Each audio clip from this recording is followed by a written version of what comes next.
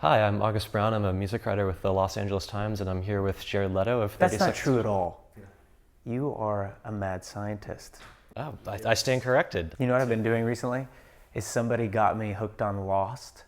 I know I'm a little bit behind, but now I think that everything's like a conspiracy. That's a good way to go through the day. I would love the world to be so rich with that possibility.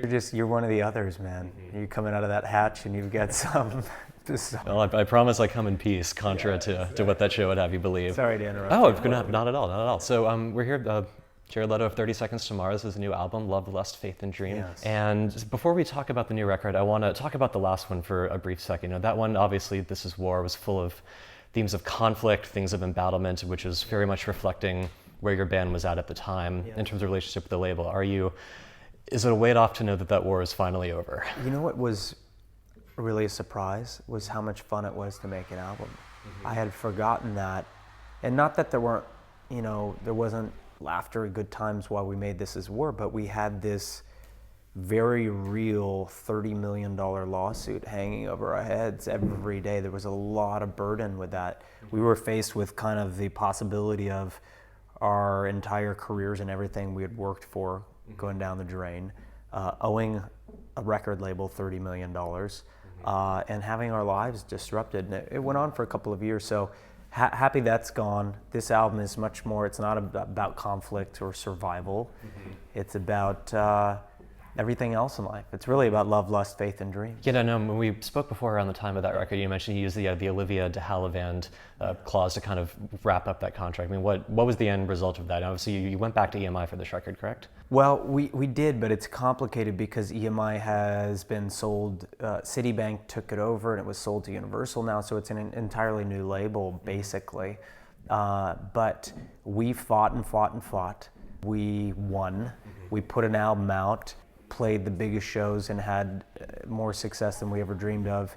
And the person who owned EMI lost control of the company and billions of dollars in the process. So, that was kind of the ending of the story. And we made a film about it called Artifact, which will be out later this summer. Cool. So I want to talk about specifically via the new album. Obviously, pretty much every song has themes of rebirth, cleansing by fire, moving on to big new open spaces in space and things. So I spent too much time in India, maybe. I don't know if you can ever spend too much time there, but it certainly was an influence. Did you actually visit the pyres and see that happen? I did, and that influenced that song, Pyres of Varanasi. And India was the first post-tour recording session, really. I wrote and recorded in Paris and London and Berlin and Tokyo, all over the world, Schladming, Austria. And but India was the first time I was recording post-tour, and it was incredible. It was just an explosion of sight and sound and color and smells. And we went to this place, went to several places, but one of the places we went was called Varanasi, and it's on the Ganges. It's where they've been burning the bodies, cremating bodies for 5,000 years. And it's a really intense place, full of death, but also incredibly full of life. And it inspired a couple of songs actually. And we recorded with an Indian singer and a tabla player. And was that important for you to kind of just get out of Los Angeles and then music industry to kind of find new ideas? I think so. I'm a big believer in experience really influencing, and I think it's the most important thing. It doesn't have to be travels. I mean, it could be a conversation, a sunset, a lover, a meal, but you take in and you're able to give back in the form of art, creativity, and that's really what I do. Yeah, and then do you feel like this album is really a document of you going through that and really kind of having a cleansing by fire to get back to what you do well? I think it's our fourth album, but it feels like a brand new beginning. It feels like a new band. I think this album is going to surprise a lot of people. And for those people who haven't been on board, of which there are plenty out there, I think this album is going to surprise a lot of people and this may be the album that makes it okay to like 30 Seconds to Mars for a lot of people. Has that been something that's dogged you? in the past? Have you felt the need to win people over that way? Not really. I mean, there's certainly, I'm a fighter. So, there's a little part of me that is like, wait a second. Don't judge me because maybe I happen to make a couple of films or something. I know that people before me have made, very bad music, and, you may not like mine, but I think we've gotten to a place that it's hard to deny the legitimacy that it has for the people who do enjoy it.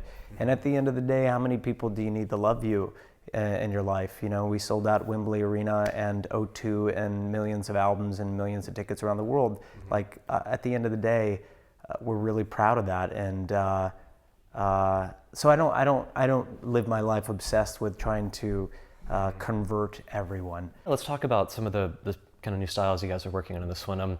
You can certainly correct me if you feel differently, but to my ears, this feels a lot more electronic, not in a dance kind of way, but it's a way of like you're exploring a lot of interesting synth tones, a lot of, sampled kind of exotica, like with like Indian singers, and you guys are really, even when you play guitar, it's sort of in a chopped way as opposed to a, very, live way. And is that just kind of more interesting to you right now? Do you feel like you have a bigger palette that you want to be drawing from than just a guitar band? We've always had electronics in our music, whether they're vintage synthesizers or a Casio keyboard or Pro Tools plugins, whatever it is. We've always utilized technology. We've never been scared by that.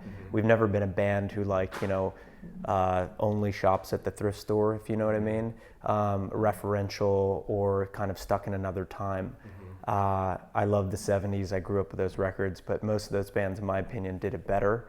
And I'm not really interested in emulating another period of time for me. Sometimes it's fun to listen to those songs and those bands. But for us, I think that, technology should be a tool.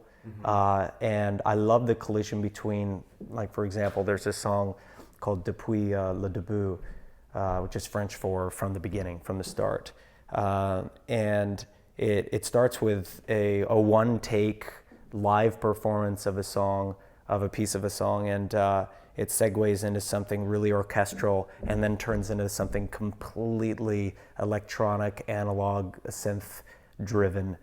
And I just love the collision between orchestral elements, really live, imperfect moments, and something incredibly perfect and synthetic. I want to ask about the album cover in particular. It's a Damien Hirst dot painting, and it's interesting that you chose one of those images for the cover because that's kind of contrary to a lot of his other work, meant to be very kind of repeatable and accessible, and that's within the budget of an upper middle class person to like get one of those prints. What about the idea of that kind of mechanically reproduced art was interesting, and how did that sort of play into how that relates to the album? Well, I love the random aspect of it. I love the celebration of color. I love the concept there. And I thought a lot of that was in line with Love, Lust, Faith, and Dreams. And I also like for, typically a band people would think about as a rock band, that you have something so playful, so minimal, so design-oriented. I thought that all worked really well. What's the story here of somebody sending you a human ear and you kept it?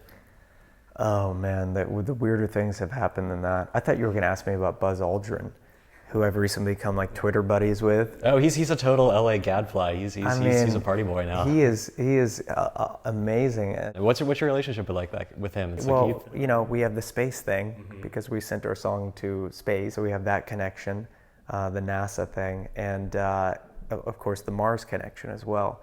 He has a book out about Mars called Mission to Mars, and we are 30 Seconds to Mars. So, what do you talk about when you're together? do you have what's more to say than just you've been to the moon? It's funny, when I first met him, you know what he said to me?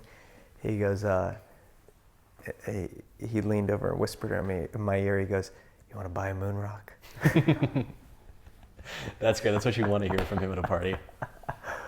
Hilarious. He came to see us in DC. He was doing something with National Geographic. And we were playing a show there, and he came by. That's fantastic. Thanks, Jared, for spending some time with us. Album Love, Lust, Faith, and Dreams is out today, and I really appreciate your time. Yeah, thanks so much. It's been really fun, and I'm just appreciative that you haven't found a way to climb into my soul and steal what little energy or personality that I have, because I know that you're not really who you say you are. I'm secretly a Cylon, so we'll wait till the cameras are turned off. You are. Yeah. If something is weird is happening. Anyway, thank you. I appreciate it. It's been a lot of fun, and we'll see you very soon. Yeah, thanks again.